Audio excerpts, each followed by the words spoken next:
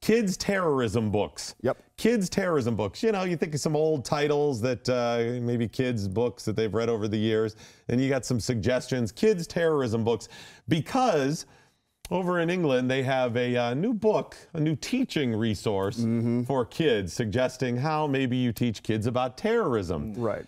I would think in a place like Europe, Britain in particular, after last week, maybe you may teach terrorism like things like, wow, people who kill other people are bad, especially when you kill the most innocent among us as well. Stuff like that, but that's not how it is, Brandon. No, it's not. You know, it's kind of amazing to me. It was actually released just before the Manchester terrorist attack, though.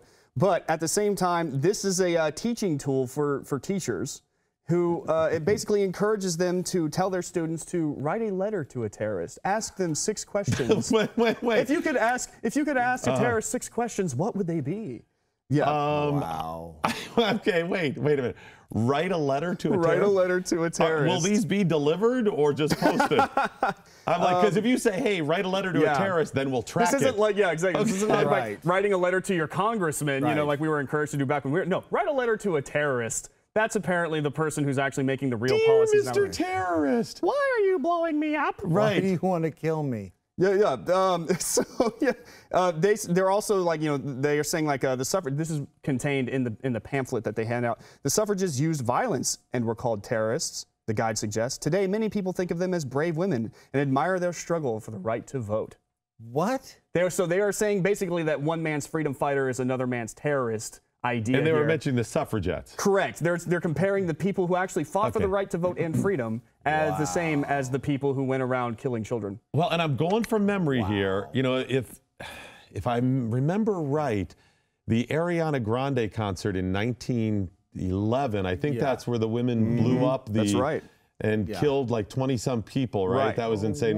Right to vote. She was going crazy on that ragtime piano. And Susan B. Anthony, the suicide bomber. You remember her. I mean, she was with the vest and all of that. And she was like, votes for women, and then she killed them. What are you talking about, the suffragettes? This is the stupidest thing I have ever... Listen, don't get me wrong, England it can be a very backward country when it comes to certain things like free speech and whatnot. This whole entire like going toward the sympathy vote or the sympathy for terrorists thing, which I see just infecting Europe to the point where... If you're mentioning the suffragettes, I get that throughout history, people have practiced civil disobedience. I get that. Sometimes they've crossed the line.